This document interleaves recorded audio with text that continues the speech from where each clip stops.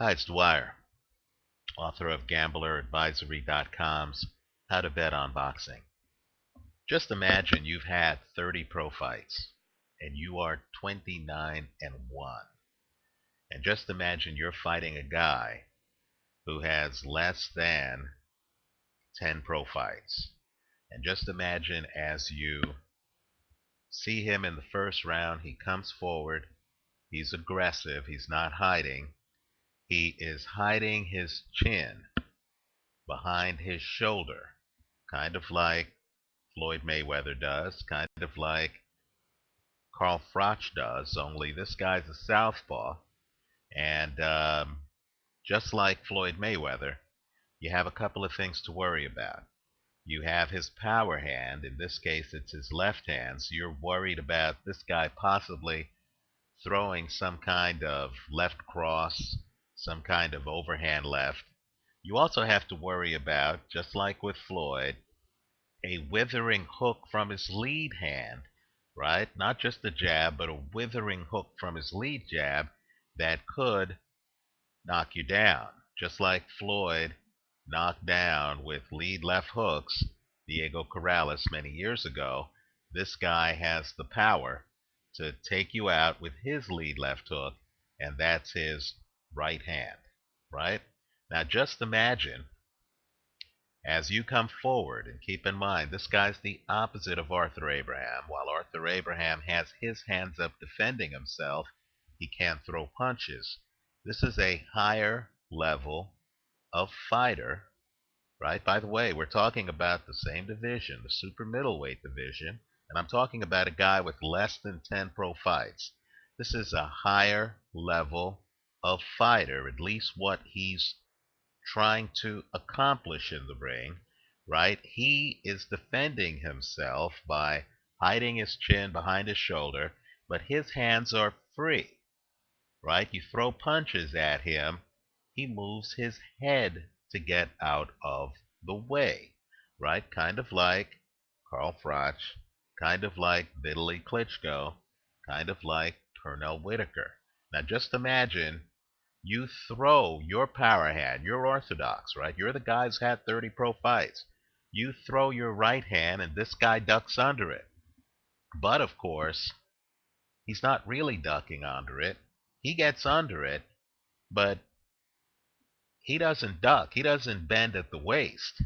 This guy actually bends his knees to duck under it, like Pernell Whitaker.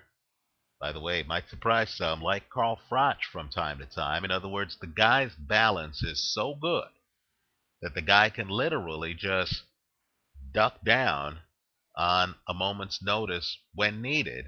And what that allows him to do is then spring forward and find you exposed and naked, right? He doesn't have to lean back up to see your eyes.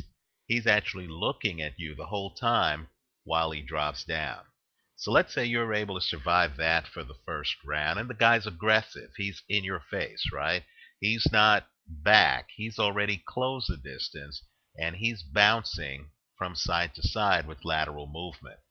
Now, let's say you survive the first round. You come out for the second round, and then to your amazement, the guy who, until now, and keep in mind, he's fighting as a southpaw. Until now, his lead foot was his right foot, right? Just get in a southpaw stance and figure it out, right? Now suddenly the guy starts hinting. He doesn't even do it all the way. He starts hinting that he's going to change his lead foot. In other words, while you figured out the angles in that first round, you figured out he has a devastating right hook up in front, right? Just like Floyd has a left hook, this guy has a right hook up in front. And you figured out the angles on his power hand, his left hand. Now suddenly, the guy's giving you a whole new list of variables. Now suddenly, instead of his right foot being his lead foot, the guy starts to play games where he starts to change his lead foot, right? It takes you a little bit to realize that you aren't even sure whether this guy is left-handed or right-handed, right? Keep in mind, this is different than Andre Durrell switching in the middle of a fight where he suddenly is fighting you left-handed, then he switches back and fights you right-handed. This is actually, in my opinion, a higher level game. This is the game that I believe Dmitry Pirog, the middleweight champion, and in my opinion, one of the most underrated fighters in the entire sport, plays, right? This is a game where you're hinting at changing your lead foot. Then you change your lead foot, but just briefly for specific punches so that guys can't watch your feet, right? By the way, just for boxing nerds like me, take a look at the last knockout of Danny Jacobs by Dmitry Pirog. Just take a look at how Pirog approaches Jacobs and how, just look at his feet, how he's fooling around with his feet. Just imagine you're fighting a guy with less than 10 fights who's able to fool around with his feet like Pirog does. I believe that's the challenge that Paul Smith is going to have with James DeGale. I like to pub young fighters who I think are operating at a higher level. A few fights back, I pubbed a then lesser known Saul Alvarez, Canelo. I thought that he was special, and he's still unbeaten. And let me pub James DeGale right now. Let me just say that there are things that I'm sure DeGale is going to improve upon as he gets older. But right now, what he's trying to pull off is astonishing. I mean, he's one of the most skilled fighters that I've come across. I was looking at his videos, and, just like when I was looking at Andre Ward's videos, I couldn't figure out whether James DeGale is left-handed or right-handed. In other words, I saw that he fought out of a southpaw stance, but the guy, to me, just like with Dmitry Pirog, the guy, to me, looks like he might be right-handed. I'm not really sure. I'm confused, and I'm confused from the safety of, my home. Fortunately, I'm not Paul Smith. I'm not in the ring with this guy. I think James DeGale is right now, with less than 10 fights, I think he's one of the better super middleweights. And yes, that's the division of the Super Six. That's also the division of Lucien Bute. This guy belongs in the conversation, and I think he's a hell of a fighter. He's the favorite against Paul Smith, who has 30 pro fights. Quite frankly, he should be the favorite over Paul Smith. I like James DeGale in the fight. I think James DeGale is very special. Now, let me just add a caveat, and it needs to be added. When you see a guy like this, who, like Andre Ward, is a boxing chameleon, right? In other words, the guy has a unique style. He'll drop his hands. He'll shift his feet. He comes up on you, and he's a little unorthodox. Sometimes the judges, quite frankly, get confused. The best fighters I've seen recently, the guys with talent off the page, they've all been mind-blowingly robbed in some big fights. Pernell Whitaker, who I mentioned earlier, got robbed against Julio Cesar Chavez. I didn't think that fight was close. I was with Whitaker when he waved at Chavez in the 12th round. Not with him, but I was a fan, and I knew he had won the fight just like he knew.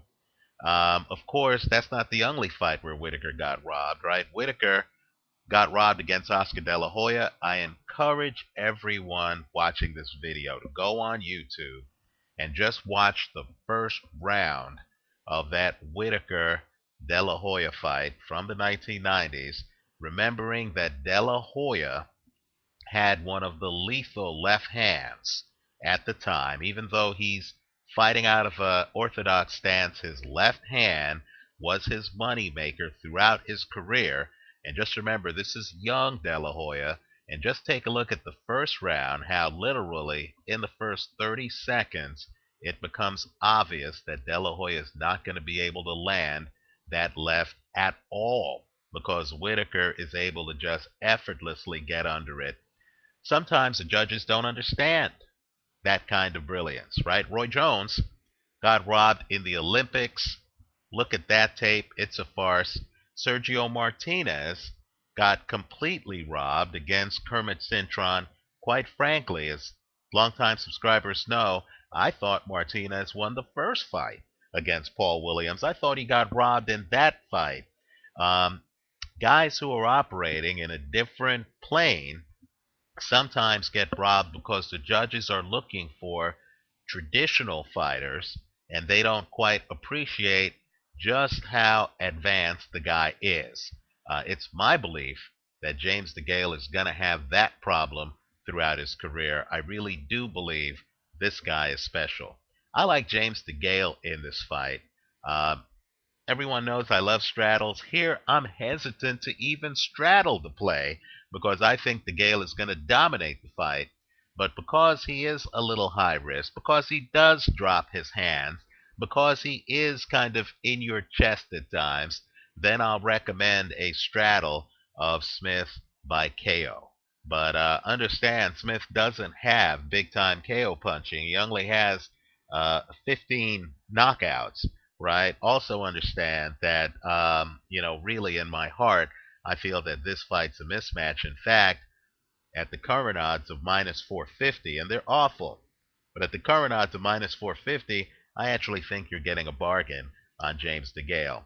So just know that Smith by KO is a plus 600 option. So when we talk about straddles, as long as you're able to bet where the amount you win, in this case, you'd have to bet 450 to win 100. The amount you win is bigger than the straddle. There's a profit-making opportunity, although I concede in this fight the profit-making opportunity might be too slight for a gambler to take advantage of it. Just know that this fight is a must-watch fight. James DeGale has the capability, quite frankly, to be one of the very best in boxing. Enjoy the show. I think he's a guy gamblers should know now when he has less than 10 pro fights, because as this guy continues to fight, I believe he's going to rise through the ranks quickly. Take a look at Floyd Mayweather's record. You'll see that Mayweather fought for his first title very early in his career. I believe James DeGale is literally just a fight or two away from fighting for a world title. Let me know what you think. Visit us at gamblersadvisory.com. Leave your comments for me here on YouTube. And give us a look on our Facebook page, gamblersadvisory.com. And for those of you who have asked about my book, you can pick it up at howtobetonboxing.org. Thanks for watching.